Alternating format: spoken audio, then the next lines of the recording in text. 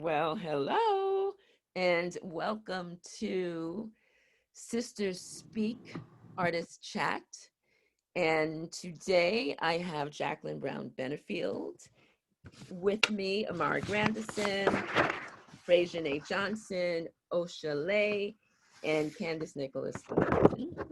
So I'm going to read a little bit about these beautiful young ladies here. So Jacqueline Brown-Benefield, she is a singer-songwriter who creates music that inspires, empowers us to love.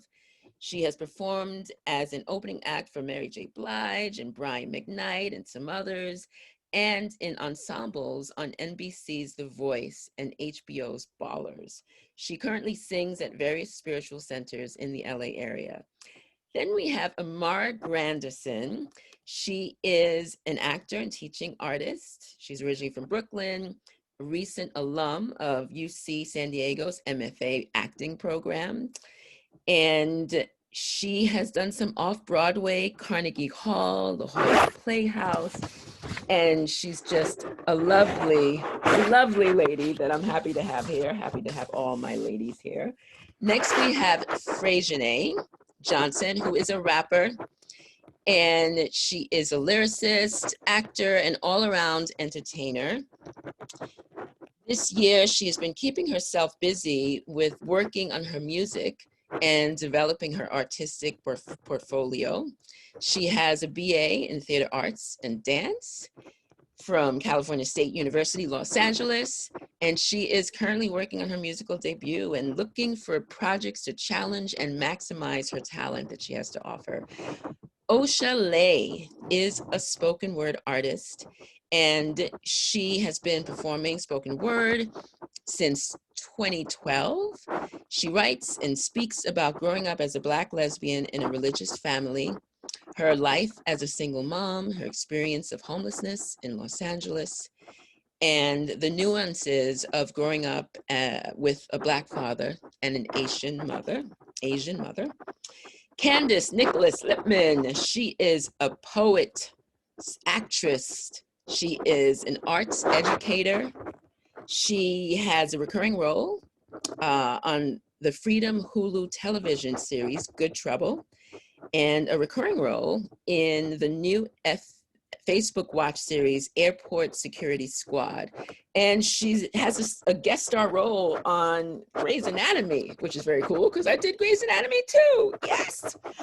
And she has a beautiful one-woman show that I've seen. It's called A Rose Called Candace, and it made its off-Broadway debut at the United Solo Theater Festival in Theater Row in New York City. So that's it right now. So let's get into a couple of questions here.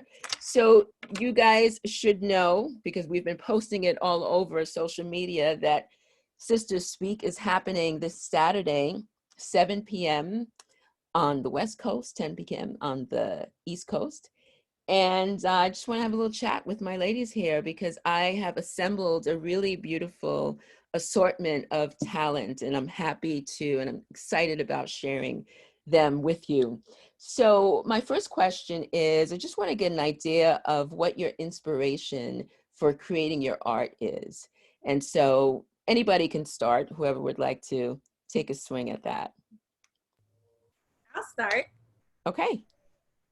Okay. My inspiration for my art is always to just make a difference in people's lives. I believe that is what my purpose is. That's what I'm called here to do. And I believe that my art is a gift from God, and I'm supposed to use it to hopefully make a difference in people's lives, especially the babies' lives. I have such a heart and passion for the youth. And nowadays we know how society has changed a lot, especially when it comes to kids.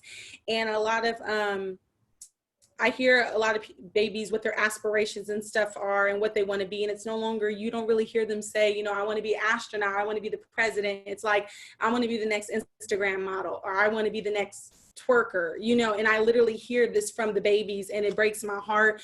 So I feel like God has put me here at this particular time, has given me this particular gift to be a role model to these babies, to say that you don't have to compromise who you are, what you believe in, to make it in this industry. So everything that I do in my art is to hopefully inspire people and make a difference and ultimately fulfill my purpose. Yes, Jesus. Yes. Amen. Amen. Who would like to go next? Thank you. Thank you for that, Candace. I can go next. Sure. Again, I'm a multifaceted artist, but what influences my raps are the current state of the culture of hip hop. A lot of things are kind of one-sided, and I like to express variety. As a female artist, there is a type that people tend to look for, and I feel like I don't necessarily fit that type. So I use that as my inspiration to try to show that women are multifaceted. Yes, we are sexual beings, but we are also lawyers, doctors, mothers, you know, so I try to express those sorts of things. Our community inspires me. I want to change the minds of our people. I would want to inspire listeners to pick up a book.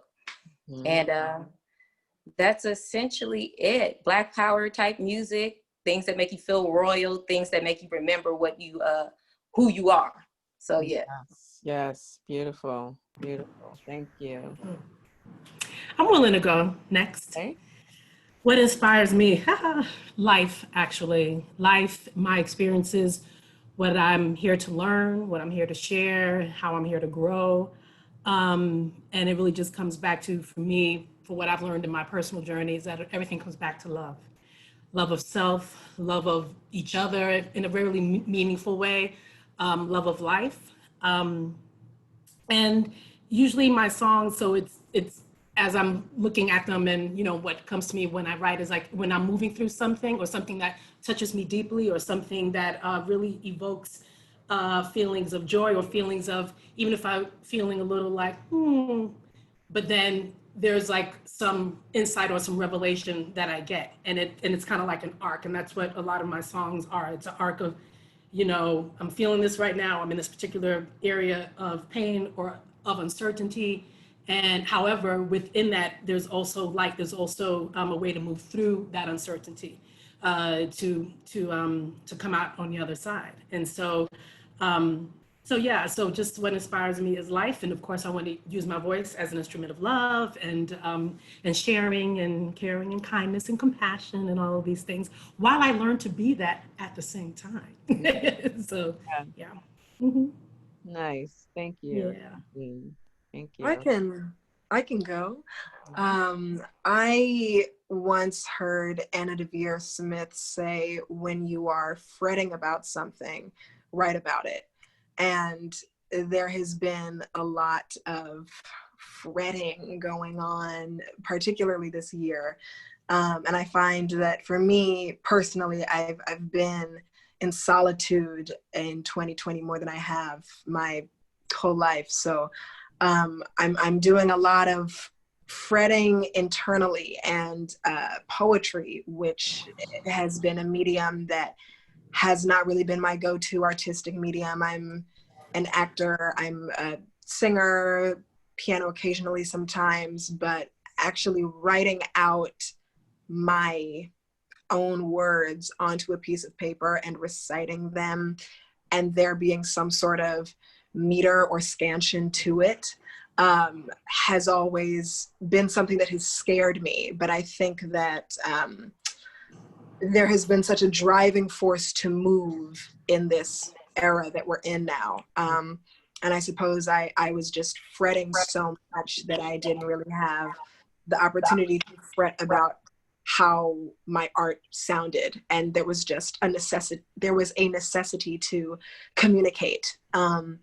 And in general, right, acting is what my master's is in, and what I feel most comfortable on stage or in front of a camera, but on stage, speaking the words that someone else has written and bringing life to another person's words. So I'm particularly looking forward to Friday, because this will be the first time that I will be on a stage reciting my own words. Oh, Saturday. Yes. Saturday. Yes.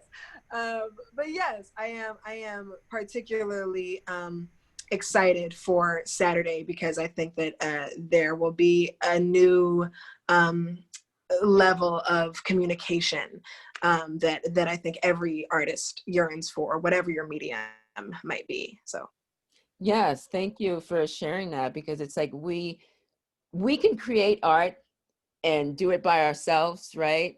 But it really makes a difference if we're able to communicate that with others, if we're able to share that with others, if they can hear it too and be inspired by us. So it's really important to communicate our art. Ocea. Yeah. So yeah, what inspires me basically to write, I've been writing since I was little. I think someone mentioned before, like just to get out my stresses that I've had, to heal. I mean, I suffered from migraine since I was like 5 years old, and my parents would say, "Osha, go write," and my headache would calm down a little bit. But also one of the things that inspires me the most is visibility. I feel like visibility is huge, for Black women. The stories that they have for us, they're all these cookie cutter like stories. And so basically the stories that I write, the things that I write, they might not be, there's something that are not typical that you would generally see in the media. And I feel like anytime I've done spoken word or, put anything out there, I do believe that whatever story you have and whatever art you have, it's going to find its way into the hands of the people that appreciate it the most. Mm-hmm. So that visibility as being a Black woman, a Black LGBT woman, a lot of our stories are not told. And if they are told, it's told in like always from a negative point of view, something abusive, or like family was just not accepting all the time. And yeah, there's truth in that. But I think it's really important just to, like someone mentioned before about the youth, like so that they could look at someone, identify with someone that looks similar to them or like them, that is going through the same thing, and experiencing the same thing. So that's what inspires me. And obviously my family and, those that I love. And yeah, that's about it. Yeah, that's great. That's great. So we as artists, they say, and I know it's true because I feel it, is that we feel everything. We feel everything, what's going on in this world, in this country right now. We feel it as artists, but the difference between artists and other people is that we take action in a particular way, right? We take action through our art and create, and that creates a healing for us and for others. And so during this time, this year, particularly through the pandemic and the civil unrest, I just wanted to know how you guys have managed through that. So you can answer it either way. You can talk about how you've managed to take care of yourself through this, or how you've used your art to take care of yourself. Who would like to? Basically, like what you just said, Miss Juliette, that like art is healing. So that's the way I've been able to get through it. Without my art, I would have went into major depression. I would have wanted to give up. I could have been suicidal. Like, had I not been able to use art as a tool and as an instrument, and also something that I love to do, I don't know where I would be right now. And I always, one of my favorite artists is Nina Simone, and she always says it's an artist's duty, as far as I'm concerned, to reflect the times. It's one of my favorite quotes, because as an artist, anytime that you get the privilege to get on stage behind a microphone, you have a responsibility to either use your art for good or use it for evil, use it to heal or use it to break down even more, And again, like I said from the beginning, in terms of inspiration, my whole sole purpose is to be able to want to make a difference in people's lives. So as I'm using my art to heal myself, it is nothing but a blessing to also, whatever I'm healing from, that my art can also translate to other people universally, that are going through the same thing. And I feel like it is such a blessing to be an artist, because we are able to we have this great gift of letting people know that they're not by themselves, because we're vulnerable enough, we're strong enough, and we're brave enough to get up there and say, hey, I'm dealing with this. And that person who is on the verge of giving up is like, oh my gosh, because I heard Frey's rap, because I heard Miss Ocea's, her testimony, because I heard Miss Jacqueline's song, oh my gosh, now I can do it and I can keep moving forward. So that was the only way that I've been able to move forward during COVID, during everything that's happening with Black Lives Matter, because I'm very passionate about using my art as my voice. Like you said, Miss Jacqueline, using your art, it is your voice, and you have just a great responsibility. So I hope I answered the question, but yeah. Of course, yeah. Yes, go ahead, Jacqueline. I was going to say, I'm just inspired by everything I'm hearing from all you beautiful sisters, I have to admit, because there's also something personal when you write about what you're moving through, or if you're moving through something or have an observation about something or insight or whatever, and then it just takes you to where like you start writing about it, and then you hear a song or you hear however it, like as I'm doing it, I'm not thinking, hey, I'm going to write a song while I'm going through this painful moment. I'm moving through this painful moment, and then sometimes music or art comes out of it. And then a lot of times it's really about me, at least I was thinking it was about me, and then as I've been told in certain ways, that your art is not about you. Your life is not your own. Your art is not your own. It's meant to be shared in the world. Usually I was just like, this is my notebook of all my stuff. And, it's all for me. And they're like, nah, it's not for you. You have to share it. And I had to move through, even getting through like, oh, okay. As much of a, ham as I was as a child, but then when it comes to, and that's, I think where like authenticity steps in, because it becomes about, I'm singing and, and it's a performance, but it's really me sharing and revealing who I am, and how I'm feeling in that moment, or how I felt at the time that song came through, and whatever the message of transformation or transcendence or healing that comes through there, that's the space, where I'm like, okay, this is really what I want to impart and to share, because all of us have moved through things, all of us will move through things. The world is moving through a lot of stuff right now.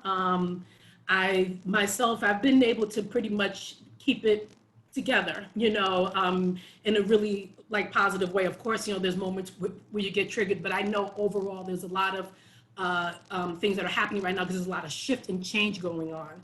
And there's an old way that is like really clinging and holding on, like we're trying to stay this way. And new birth in life is like, we ain't got time for it. And as we know, labor pains be what they are. They're painful. Mm-hmm. But we can move, through this time. And yeah, I'm all about the Black Lives Matter. I'm all about, giving voice and speaking truth to power. And I'm really just inspired by everything I'm hearing, and even more excited to be a part of what's going on Saturday. And if somebody is inspired, which when I hear that, it's a very humbling thing, because I'm singing, for me, and it's like, really, I'm singing for everybody. And if somebody is touched by that, then it's like, wow, it just makes it all more of a beautiful process, so. Beautiful. Yeah. Thank you. Anybody else want to share? I'll say a quick thing. This is about more of like just self-care regimens that I've adopted during this time. I've begun to meditate more than I ever have, and also like cook for myself as opposed to like, oh, I'm gonna go out to the store and get this pre-made meal thing, because I'm sort of standoffish about doing that because of the times. But I think that there is something in meditation, or preparing a meal and feeding yourself, or even just like lotioning your body, that is a reminder that your vessel is here to protect you, and that if you nourish it, it will nourish you back. And I think that there's so much, it's right, because of capitalism, the way we are societally wired, you are thought of as less than or selfish or lazy for taking time to nurture yourself. But if your cup is not full, or even just if your cup is empty, what do you really have to give to other people, you know? And I think that it's you look around and you see, particularly the Black woman, you know, the Malcolm X quote, the most disrespected woman and the most disrespected person in America is the Black woman. I mean, anti-Blackness is global, misogyny is global. And we as Black women feel that, and have been feeling that, right? We've been sick and tired of being sick and tired, and who will heal us is the question. And I think, you know, you never know what will happen. You never know who will not be here one day. And so I say all of this to say that really discovering my own ability to nourish myself has been, in its own way, art. And I'm grateful for that. Nice. Nice. I have something I would like to share. Yeah. Since the change in times, we've been having to spend more time to ourselves or in our homes. And I feel like the solitude has offered me a little bit of a level up, because I'm able to practice things that I was only okay at and got good. Things that I was good at, I got great at. And I appreciate the time to just focus in on the things that actually bring me joy. I tend to get caught up in things that I have to do, or things I feel I have to do. I realize in this time that the only thing I have to do is really make sure that I am okay and I am at peace with what I'm doing. And if I have to disappoint a few people or take a new direction to do that, it may be a little scary, but I realize that I can do that in this time. And yeah, that's pretty much it. I just feel like this, even though we've slowed down, it was like a pull back to spring forward, you know, trajectory type situation. So yeah. Thank you. Thank you. Ocea, do you have anything to add to that? Yeah. We're answering how we've been dealing with this through our art. Yeah. And this pandemic. Yeah. For me, one thing I've realized, like a couple of you mentioned already, like of being isolated. Like my son moved out like a year ago, but I feel like before pandemic, like I was never home, and I realized because I didn't want to be. I just didn't want to be alone, like with myself, and like not having a choice, as much as painful as it has been, is much needed. It was very needed for me to be by myself. As far as my art, yeah, I've been writing more because of it, but I do appreciate the different, you know, people on IG that have allowed us to do spoken word and do poetry, like through those venues, because like, even though we see each other, you know, in these little Brady Bunch boxes or whatever, it's better than nothing, you know? So that's all I can say for me. Like I've been able to sit with myself and like be okay with being alone. And it has been, yeah, because I'm the kind of person that's like, oh, I'm gonna go to the store and call my friend, hey, you want to go with me? So it's like, for people like that, it's so tough. And I'm glad for it. I look at it as like that silver lining, you know? Yeah. Well, thank you, Ocea, and thank you, ladies, for taking time to have a little chat with me. This has been really, really beautiful, and I got to know each and every one of you in a different way. And I know that you guys out there are going to really enjoy seeing their talent, because now you've got a taste of what inspires them, you've got a taste of how their mind works, and now you're going to get a taste of their talent. So please come out. literally, not literally, but figuratively come out, get your ticket to Sisters Speak on Saturday. And that's going to be 7 p.m. on the West Coast and 10 p.m. on the East Coast. And if you can't make it on the East Coast, know that if you buy your ticket before showtime, that the link will be good for 48 hours afterward. So there's really no excuse. All right, ladies. Well, thank you so much. And I will see you guys on Saturday. You Saturday. Yay!